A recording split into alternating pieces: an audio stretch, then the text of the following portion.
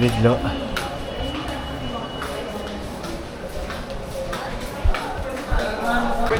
Bonjour Paul. Allez, c'est parti, regardez un petit peu. Banglao.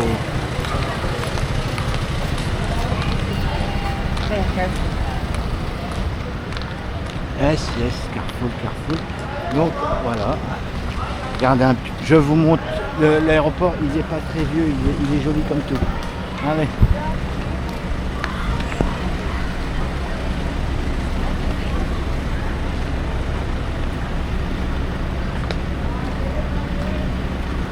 Vraiment en pleine nature. Hein.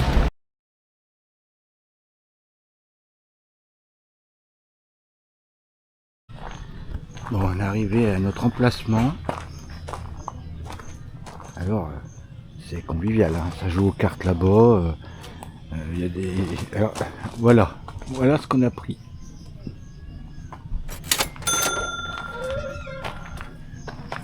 Joy.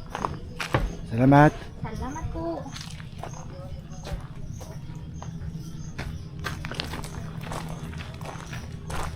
Regardez la vue. No more? No more, we have already.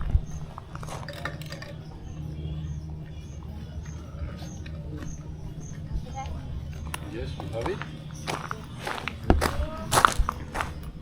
C'est pas mal, hein, un petit thé. Je crois que c'est une vieille table de massage.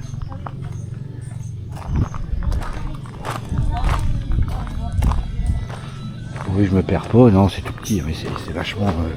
c'est cosy, et puis bon, c'est pas une plage, hein. Il n'y a que des étrangers. Ah oui, l'eau est belle, hein. Ah ouais, il y a le câble. L'eau est belle. Je pense que c'est à marée basse. Les Américains qui sont en train de jouer aux cartes, ils sont en train de gueuler.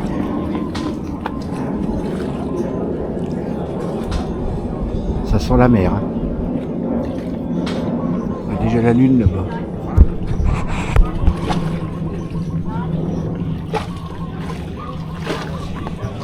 Faire du canoë. Là, il y a un petit salon et un petit bar, tout en bois, avec leur bois là. On est fatigué du voyage. Alors, il y a eu 45 minutes d'avion, hein, mais il y a eu 3 heures de... pour aller à l'aéroport. Ah oui, d'accord.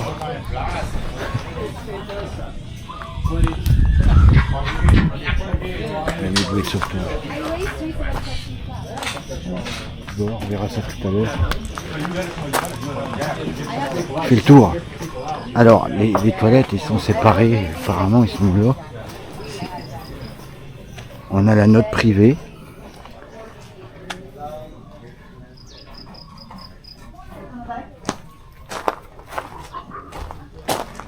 Ah, je sais pas, c'est une grande toilette.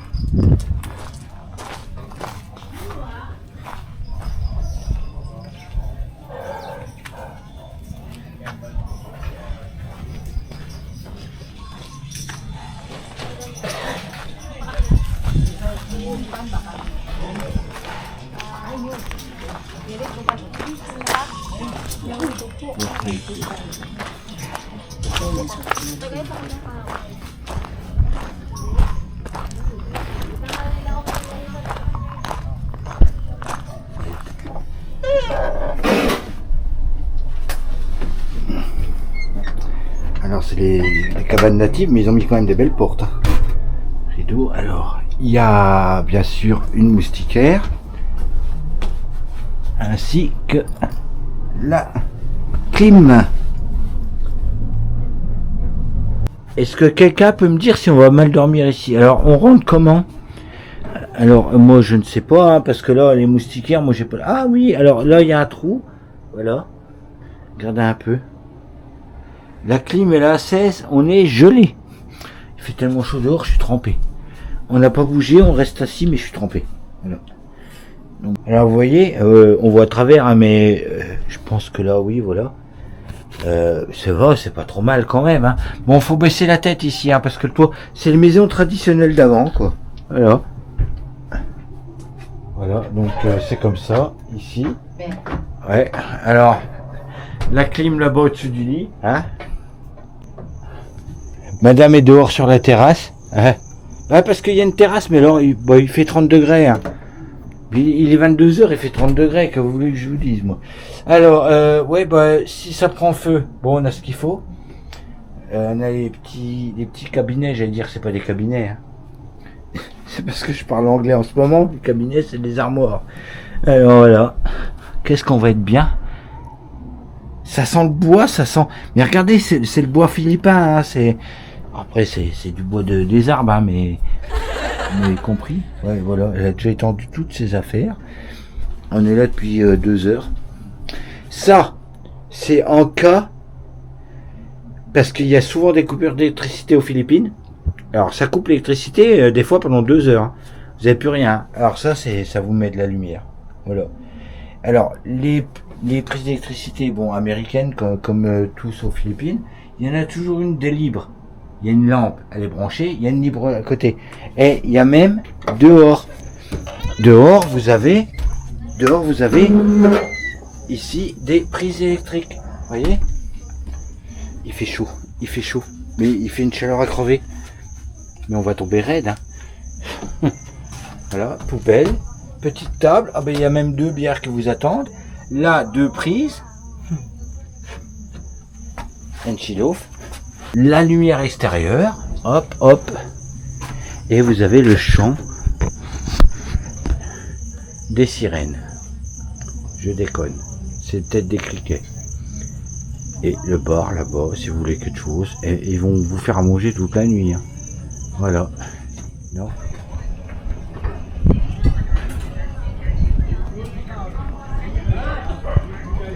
Là, il y a un bateau qui cherche des poissons, là, tout près. Je fais un zoom, mais de toute façon, il fait noir, mais on voit les lampes se promener. Ils tournent. Je sais pas si on va bien voir. Hein. Moi, sur mon écran, là, je vois pas tellement, mais...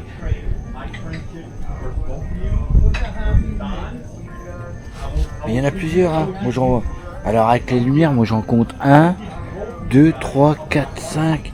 Là-bas il y en a 6, 7. Mais là c'est parce que je prends la caméra parce qu'il est tout près.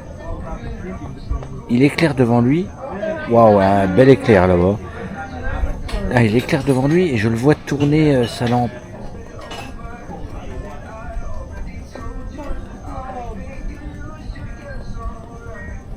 Le vent se lève. Comme au bord de l'océan. Hein. Regardez, la lampe elle tourne. Là elle vient vers nous. Les mecs ils pêchent toute la nuit. Attention, hein, c'est pas des gros bateaux. Hein.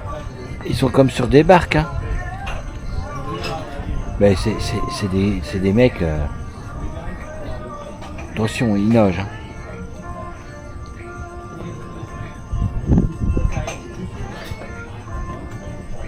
Ah, ils ont pas peur. Hein. Franchement, respect.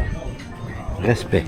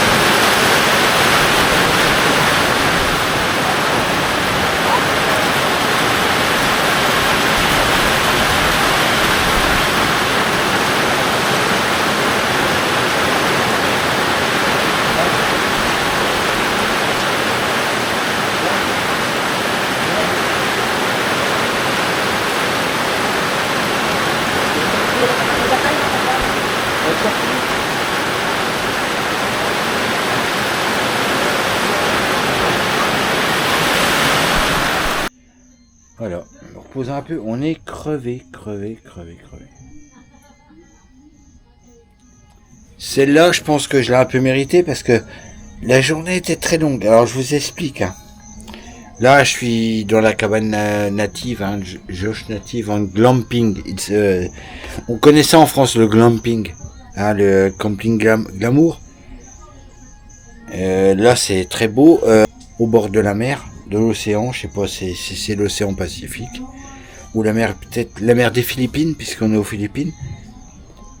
Donc, je vous explique le voyage. On part de Digos, l'appartement. On prend le tricycle pour le terminal de bus. Ça prend peut-être, 10 minutes, un quart d'heure. Avec les sacs, hein. Un tricycle. On arrive au terminal de bus, on court partout, une chaleur terrible, on monte dans un bus. Ah non, il était plein. On redescend, on va manger dans une cantine.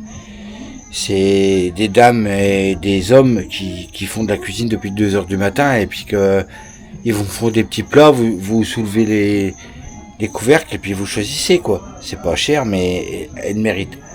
Puis c'était très bon. Un autre bus arrive, hop, on monte dedans. On attend une demi-heure, ça part.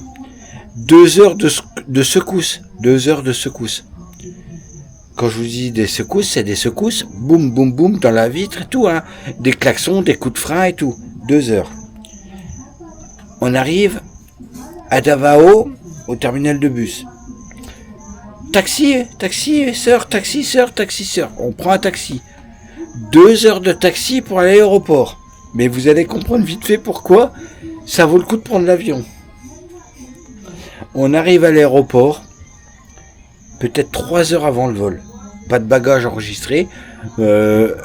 Checking online 48 heures avant, donc on avait le temps. On se boit un café, machin, on va quelque part. Hein. On va à la porte d'embarquement, pas de porte d'affiché. 2 heures après, toujours pas de porte d'affiché. 30 minutes avant le vol, pas de porte affichée. 10 minutes avant le vol, pas de porte affichée. Et il était toujours affiché on time, hein, à l'heure. On attend. Il arrive, peut-être 30 minutes de retard à ce moment-là. Ils annoncent 30 minutes de retard pour le nettoyage de l'avion. On devait être arrivé, mais on n'était toujours pas parti. Donc, on monte dans l'avion, et il y a un mec devant nous, en fluo, il tapait sur le sol, comme si il y avait un trou à réparer dans l'avion. Je me dis, on va mourir ou quoi? Non, mais alors, après bien des heures, 1h30 de retard de vol, 1h30 le vol, 1h30 de retard, on arrive à Panglao, l'aéroport de Bohol. On arrive, on prend un autre taxi. C'était pas un taxi, c'était un van privé. Alors on a payé un peu plus cher, on voulait aller plus vite. Puis c'était super confortable, j'ai adoré. Il nous dépose ici, là, au resort. Une demi-heure après, il faisait noir, quoi. Alors, quand vous voyez des vidéos de gens qui voyagent aux Philippines, qui vous disent les transports aux Philippines, ça vous prend la journée. Eh ben oui. Je suis parti de chez moi à l'appartement à 7 heures du matin. Je suis arrivé ici peut-être à 10 heures après, 11 heures après, ouais, peut-être. Quelle aventure, hein. Donc on a pris ça une journée, pas une nuit, parce qu'on est arrivé, il fait presque noir. Il y a des éclairs partout, il a tombé une drache, mais on est à l'abri tout le temps. Et ça, franchement, là, le toit, là, ça tient. Alors, il n'y a pas de toilette à l'intérieur, il n'y a pas de douche. Parce qu'ils ne peuvent pas, ils n'ont pas le droit. C'est trop près de l'océan. Je suis à 10-15 mètres de l'océan, peut-être 20, ils n'ont pas le droit. Alors, ils ont fait toute une installation à l'arrière, avec la clé de votre chambre, vous avez une clé de salle de bain. Alors, salle de bain philippine. C'est pas...